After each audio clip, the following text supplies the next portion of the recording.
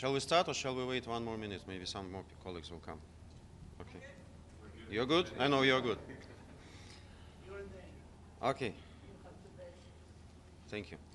So, dear colleagues, thank you very much for responding to our call. I want to make an important announcement. About an hour ago, Russia and China put into blue draft Security Council resolution. It's very short, so I will read it aloud. I think you will bear with me.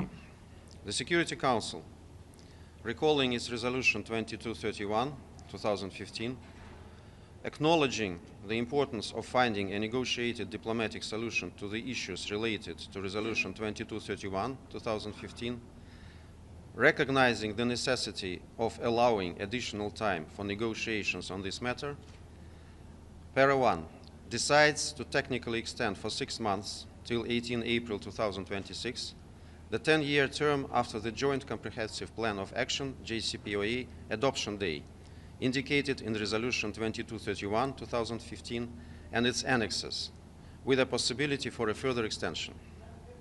Para 2 urges all initial participants of the JCPOA to immediately resume negotiations on the matters related to the Resolution 2231 and the JCPOA. That's it. It's a very short text.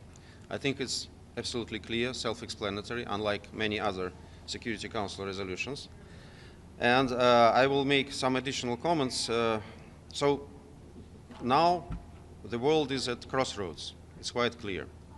One option is peace, diplomacy, goodwill, normal human contact. Another option is kind of diplomacy at the barrel of the gun. Hands extortion and blackmail, all other things. The second option is clearly represented by the action that was triggered today by France, UK, and Germany. You all know that they circulated a letter triggering so-called snapback. I will not explain you this procedure in detail. I think everybody who is knowledgeable of this fact doesn't have such a necessity. But I will say that this move by European countries, in our view, has absolutely no legal bearing, because they were not implementing Resolution 2231 in good faith. For example, they did nothing in terms of lifting sanctions against Iran during the so-called transition day 2 years ago. They are acting absolutely in breach of JCPOA in each and every sense and letter and spirit of this document. They have not exhausted the mechanisms foreseen by JCPOA, first and foremost dispute resolution mechanism. So we do not think that this move by these 3 countries should entail any action from the Council. This is our very strong and principled conviction. Of course, it will affect the overall climate over the issues related to Iranian nuclear program. It will complicate international cooperation in this regard. So we think that the option that proposed Russia and China today is a way that everybody should follow in order to avoid complications, in order to avoid problems, serious problems for international peace and security, in order to give some chance and breathing space for diplomacy. So once again, we believe that the move by E3 cannot and should not entail any legal or procedural effect. It's a mere escalatory step. It's something that is absolutely showing that the Western countries do not know what is diplomacy about. They don't care about diplomacy. They care only about blackmail and threats and coercion of independent countries. Ambassador, have you requested a vote? Not yet. We are thinking about it.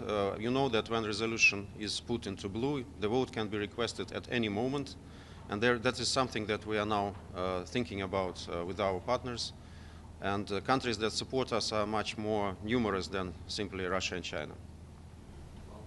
Yeah. Mr. Ambassador, if you really believe that these countries who started this snapback process are just interested in making, problems. And so what hope do you hold for your draft resolution to pass in the Security Council? And do you really believe that in 6 months, all these problems with Iran and their violations of the JCPOA will be solved?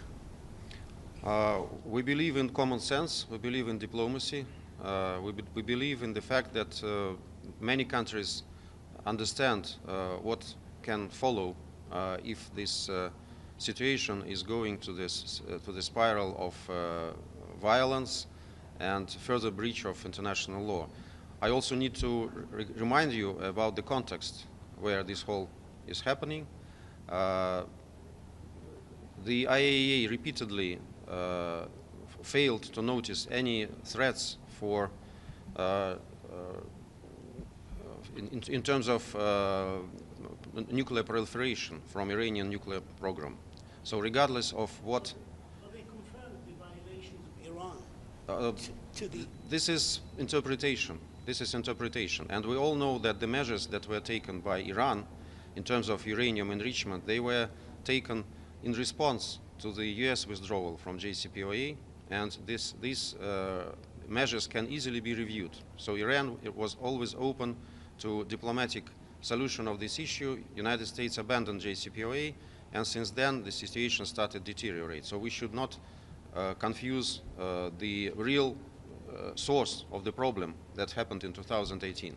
Also, we shouldn't forget about the context of absolutely unlawful strikes that were conducted against the Islamic Republic of Iran in June by Israel and then by the United States, including against the objects that are placed under the JCPOA safeguards. So this was and this still is a serious breach of international law, and we cannot ignore this context. So these countries that want to follow further on the path of escalation, they continue breaching international law. Maybe they still believe in the so-called rules-based international order, but in their action they show that this international order has nothing to do with international law.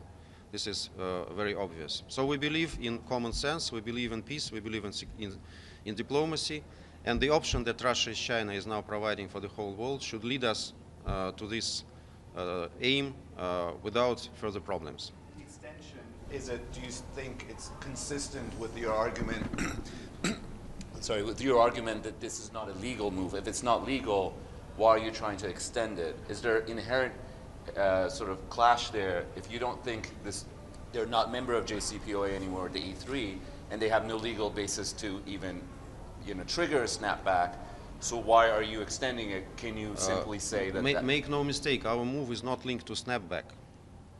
It's just coincided. We launched the work on this resolution a long time ago. Before even the intention of these A3 countries to launch snapback. First. Second, if you were listening to me attentively, I quoted para 2 of our resolution where we call for initial participants in the JCPOA. It means that this implies that now, of course, certain countries cannot be considered to be members of the JCPOA. For example, United States. I haven't heard about these 3 countries leaving JCPOA, but by their actions, they already put themselves outside of the legal framework of this document. This is true. So the call is for the initial participants in JCPOA to come back to where we started and to find a solution to this issue. And if the snapback goes through and they veto your resolution, does Russia find itself obligated to the previous sanctions? Do you think that is legal? Those previous sanctions will hold water, or are you going to implement them? Or this question has no legal bearing because their move is legally null and void. And we are not in hypothetics so far because we haven't yet called for the vote, and we don't know what will follow then. We hope that the common sense will prevail even with these 3 countries that have already made this absolutely illegal move. But we are not bound by this move in any way in the Security Council. So, thank you, Ambassador. Yes. So I think, Ambassador, my name is Yu from Kyoto News. I have one question about to make sure the relationship between snapback and your draft resolution. So if the draft resolution is adopted, will the 30 days deadline for snapback also be stopped and extended? Yeah, We just make sure. call for the extension of the provisions of 2231. It means, of course, that any action, any considerable action within the framework of 2231 will also be suspended and prolonged to the next stage. But again, don't forget that we do not acknowledge the legal grounds behind this snapback. So for us, nothing happened. What we are speaking about is the extension of 2231 as such. So how was your reaction about the snapback? Our reaction? Yeah.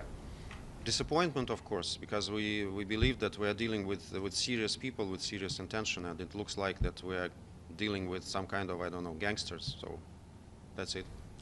Just to clarify, if snapback happens in 30 days, Russia will not implement the UN sanctions.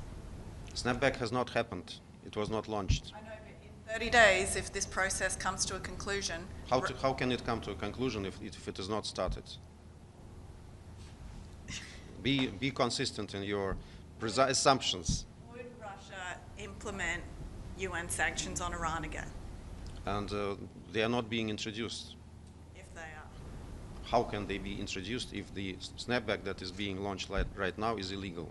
Well, that's your I opinion. don't I'm not see sure about the rest I of the don't see council. any consistency in your question. Why do So you be call it logical. illegal, sir? Sorry? Why do you call it illegal? I can't hear. Why do you call it illegal? I explained to you because these countries were breaching JCPOA. They were not observing the provisions of JCPOA, and they have not exhausted the mechanisms that are provided by JCPOA.